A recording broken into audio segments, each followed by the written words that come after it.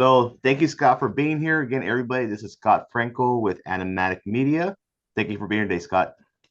Happy to be here.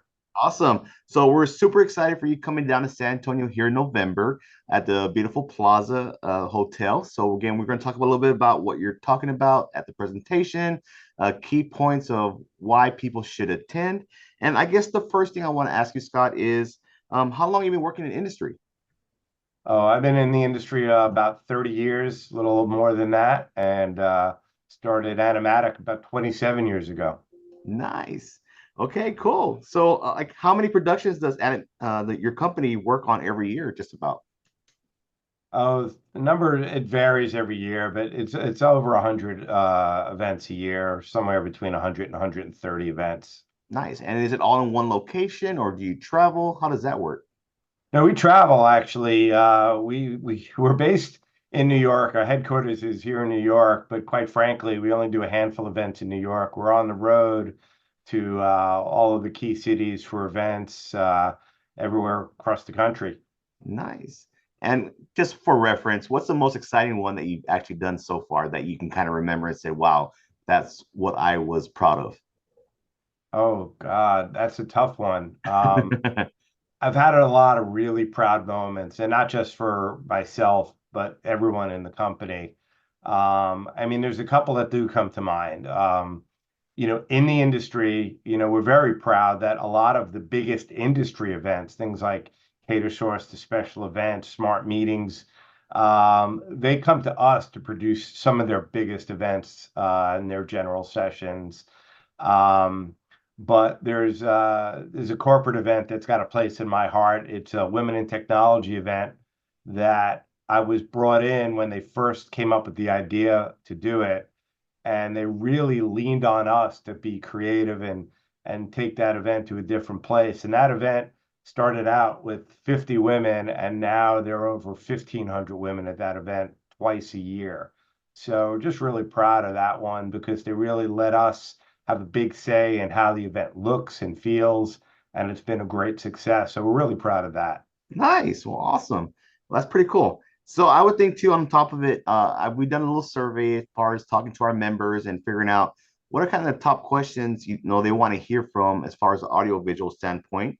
And I think a most common one was come from planners. So a lot of event planners from our local area, dealing with hotels and venues that do have in-house AV, but what's the flexibility on that? Is it better to go outsourcing? Is it more complicated? So touch base about that just for a little bit. Well, that's a great question or point or concern. And I talk about that a lot in my presentations. I plan on discussing that when I come there too. I call it the great debate, right? Because there's a lot of misconceptions on what you're allowed to do, what you have to do, what standard is. And if you really understand the dynamic, and this is something I intend to share with you guys there in San Antonio, um, both have their benefits. But if you know what you're doing when you set up the event, you can have maximum flexibility to use whichever vendors you want. And some of that may be to save money, and some of that may be just to allow you to do things that are a little more creative. But there's a lot of flexibility to be had if you know the right questions to ask. Nice, awesome. And I guess we'll be touching those key points definitely during that presentation, correct? 100%, yeah. Okay, awesome. And another one, I guess, from a DMC standpoint, and some planners, reading those quotes, those AV quotes that we've seen from Inspire and the bigger AV companies, and it's just a bunch of equipment and a lot of terminology from the point of people get confused. Like, what is a confidence monitor? What's a powered speaker? What are those things in general that people should understand? I'm guessing we're going to touch base on those situations too, right? Yeah, I've been speaking on these topics for over 10 years, and it's very funny because between new people coming in the industry, and let's face it, after the pandemic, there's a lot of new faces in the industry. And even people that have been in the industry for a while have come to me on the side and said, I got to tell you, thank you for explaining some things to me because, quite frankly, I've been doing this long enough that I should know what these terms are. And there's not a ton of them that planners and DMCs need to know, but there were definitely some of them. and I will definitely take you guys through a series of things that they really need to know and understand. And I think they'll feel like a burden's been lifted off of them once they really understand which things are important and what to ask for, the key questions. Nice. And beyond the AV, I mean, as far as the planner side and DMC company, if you're an event professional in the industry, and you're not in the AV world, why would it be important for you to come attend this event? Well, I do think it's important because let's face it, AV is one of the biggest line items on everybody's, budget, right? Hmm. So AV will affect money that's being able to be spent on other things, right? Hmm. And it's not always about saving money. There's a reason to save money, but are you getting the best bang for the buck? Or you're better off if you're not in the AV industry, being able to offer things that complement the AV in terms of scenic and theme parties and some other elements. And there's ways to work with AV companies to tie it together within what else you might be doing that can kick everything up a notch and just make a really dynamic experience for your attendees. Nice. Awesome. And then going to like the latest tech. I know when it comes to AV, all the clients and everybody's looking for the latest tech out there, the easier way of doing things, the higher HD quality when it comes to video. So I guess we'll be touching base a little bit to with venue planners and coordinators and those kind of things of how to persuade clients, how to use the latest and greatest kind of thing. I'm sure, right?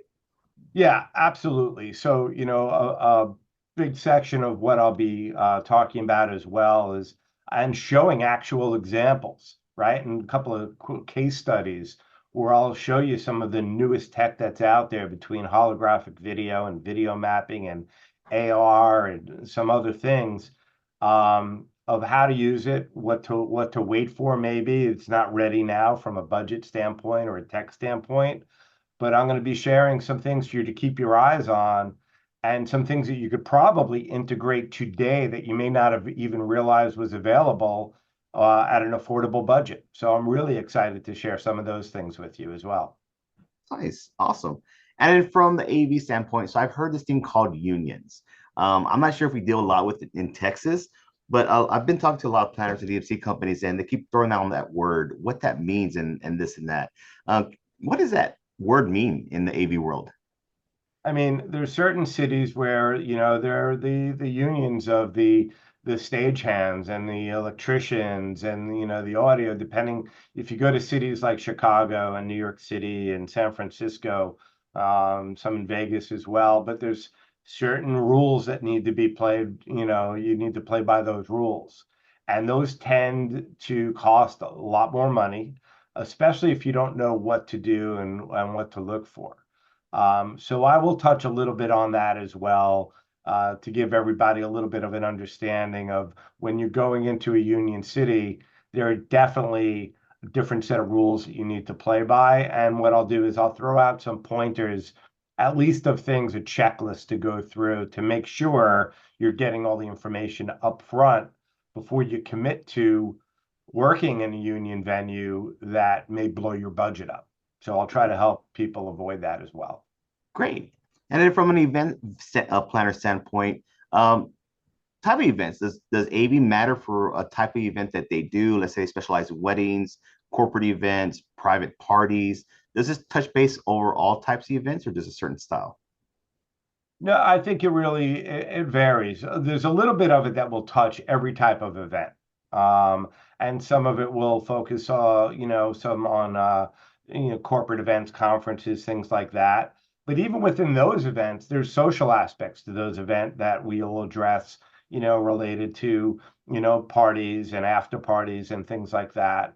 Launches, product launches. So we could definitely touch on some of those things that will affect all those types of events. Nice. Well, awesome, Scott. Well, do you want to say anything before we kind of take off as far as to all our elite members and our event professionals around San Antonio to kind of get them excited about their event? Yeah, I've updated my presentation just recently for you guys, and I think I'm really excited to present it because I have some new things in there. I've recently gotten a lot of feedback on what some current concerns are as we go into 2025. And I'm really looking forward to share it with you guys there in San Antonio. Well, awesome, Scott. Well, we're excited over here to have you come down here and talk AV and all your experience around AV. And you'll be coming down on November 6th at the beautiful Plaza Hotel. There'll be dinner, there'll be drinks, there'll be a great presentation by here, Scott, you would say. But again, thank you again for joining me today, Scott. And we're excited to see you in November 6th at the Plaza Hotel. Looking forward to it. Thank you.